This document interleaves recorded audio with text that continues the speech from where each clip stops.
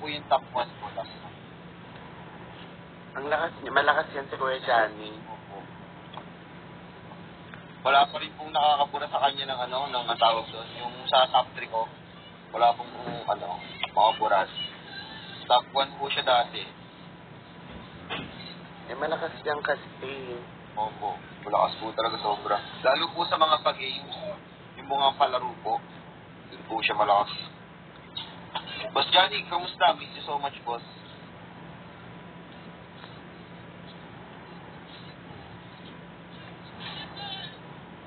Hey, Boss Johnny, thank you so much for mag-visit ulit.